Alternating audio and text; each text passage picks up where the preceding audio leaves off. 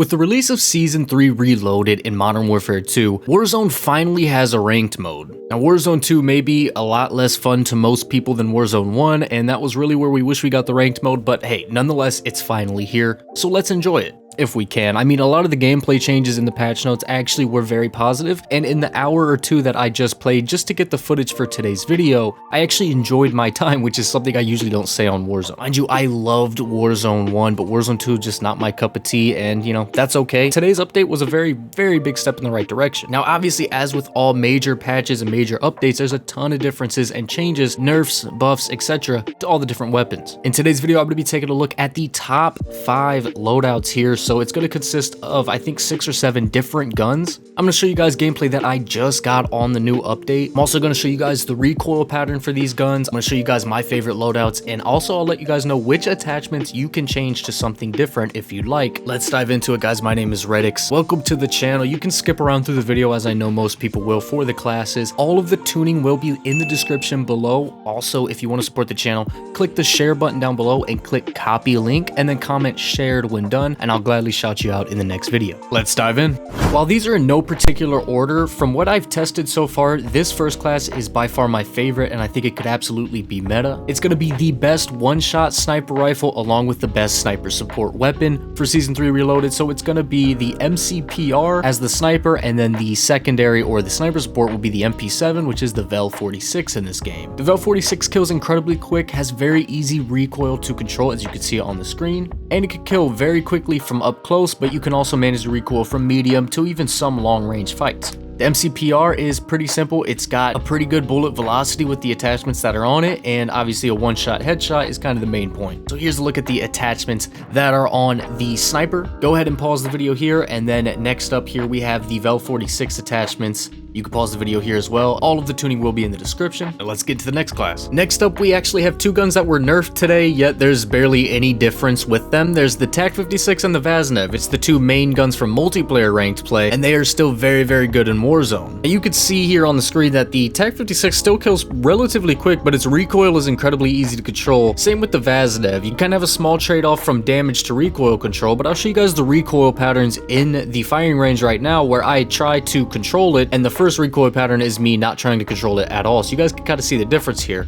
and I'll put the classes here on the screen as well for you. Go ahead and pause the video. So my tuning is in the description for these. 2 very good guns, very comfortable guns. You don't have to learn a new recoil pattern if you've been playing Modern Warfare 2's multiplayer, so I think it's a good idea to try these guns out as well. Next up is a good gun that actually got better with today's update. It's the Kastov 556. Now, this isn't going to be the best long-range option, but this could also be a good sniper support. It kills super fast for an AR from up close or from medium range. It has good handling speeds, so while you may not be gunning people all the way across the map, it's a good trade-off to have the amount of speed that you have with an AR when you use the Kastov 556. The recoil pattern is easy to remember, but again, it's not very forgiving when it comes to long ranges due to the low damage from deep. And then the secondary is one that has been good. It's the Lockman 556 or the MP5, and obviously on the screen you guys can go ahead and pause it. You see the class loadouts and the attachments, and the tuning again is in the description. The MP5 was already the best SMG in the game, and even after the update today, it still seems like it probably is when it comes to close range strictly. This may be the way to go. Now the Vaznev again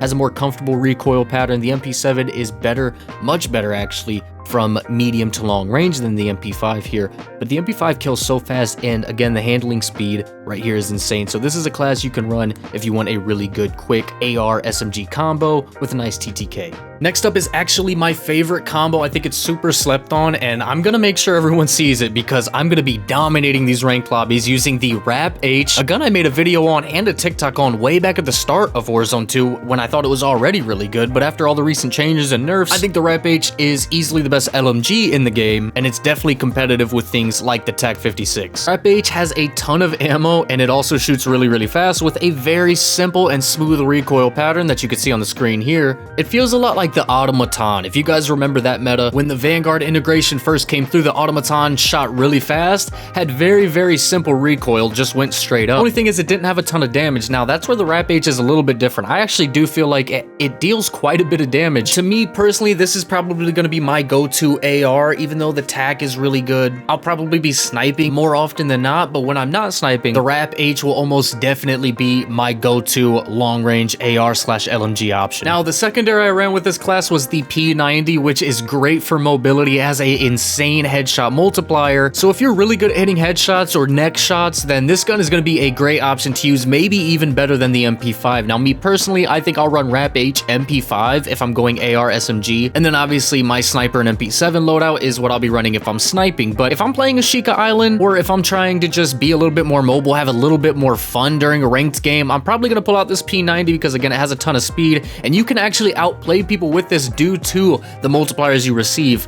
with your bullet damage. Not to mention the recent buffs we've had to being able to shoot quicker after sliding. It's actually somewhat viable now, so the P90 is a great option for that. The recoil pattern is awful, but you should only be using this gun for really up close engagements. Kind of treat it like a shotgun with a little bit more range, a little bit more flexibility, but still a really good gun to use. I still would say it's a top 3 SMG, unless you count the MP7 as an SMG instead of a sniper support, then it's top 4. Nonetheless, I think this is just another good option. Have a bit more variety in your classes. Next up, we have a gun that was already in the top tier of weapons, yet it got a big buff while a lot of other top tier weapons received a big nerf, and it's the M4, a fan favorite. It's been around for a while and it really hasn't changed much. High rate of fire, low-ish damage but not too low, and probably the easiest recoil pattern to control. Now, I actually didn't get any gameplay on this today. I only used it a couple of times. I was getting really unlucky in the lobbies when I was trying to use it, but this is kind of a dark horse contender for ultimate meta. It might be the best AR in the game. You're gonna have to be the judge of that if you want to try it. In my personal opinion, I don't think it's as good as the Rapp H, and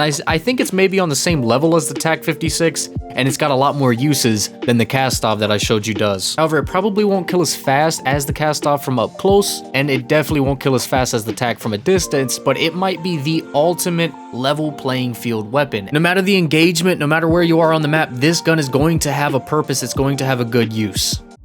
So that's all the best weapons in my opinion so far, and of course things will change as more updates come through and as more people test out more builds. These are what I've tested, and these are the ones that were actually successful during my testing. Now, you also may need help with your perk packages. I know with Warzone Ranked releasing, there may be a lot of new people to Warzone because they just like the ranked experience, so I have you covered. The perk packages are very easy, so there's pretty much 2 options. When you're grabbing loadout and you don't have any guns, you're going to want to grab a class that has 2 guns, so you need to run overkill. Now, next to overkill, you really want to run double time because there's a lot of space on Al Mazrah to cover. If you're playing Ashika with these classes, you may be better off with something like Bomb Squad, but I always run double time on every class. Now, next up, Fast Hands is the only good perk to use in your second slot. And then the last slot is pretty much a toss-up between High Alert and Ghost. With the new update to UAVs, I personally think Ghost is the way to go, but if you don't think UAVs are as strong as they seem like they are now, I would go ahead and use High Alert. When you're making a cross and you know someone's looking at you, it gives you a chance to throw a smoke down and take off and get out of there,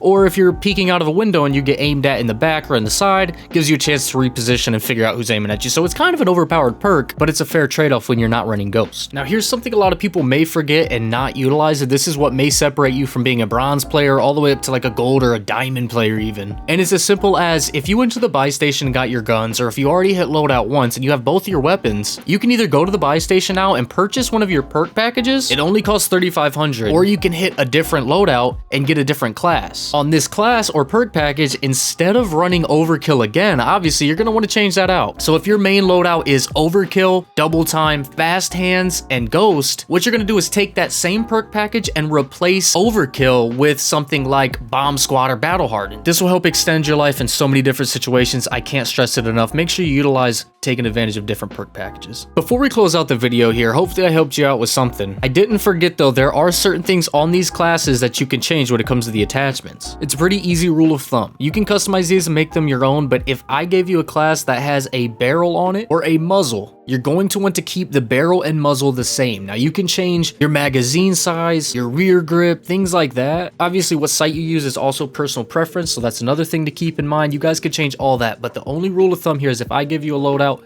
Trust me when I say keep the barrel and keep the muzzle. I've done a lot of testing on those, so have a lot of other people as well. I don't want to take all the credit for that. But these are, I guess, scientifically proven to be the best options as far as barrel and muzzle go. The other things, again, are whatever you want to try out, be my guest. So to close it out, I usually do my shout outs here, but this video is kind of rushed. So everyone who commented on the last video, your shout out will be in the next video. Sorry. And anyone who shares this video and comments the word shared down below will also be featured in my next video. Also, my channel kind of took off unexpectedly and my PC was not prepared for it, so editing is taking forever. I'm trying to save up for a new PC, which you guys know those are expensive. One way to help me out with that, and I'm not saying you need to do this whatsoever, but you can join the channel down below. I'm working on perks for it. It's like $5 to join, and I'm going to be running things like subscriber lobbies. I'm going to be helping run ranked with subscribers who are members of the channel, so things like that if you want to be involved or if you just want to show some extra support, man. I really appreciate it a ton, but again, don't feel obligated to do so. Any money I do receive through YouTube is going to be used to make the channel better. That being said, thank you guys so much. I've been Rehtycs, and I will see you guys in the next video, which will be tomorrow. Make sure you have your noties on.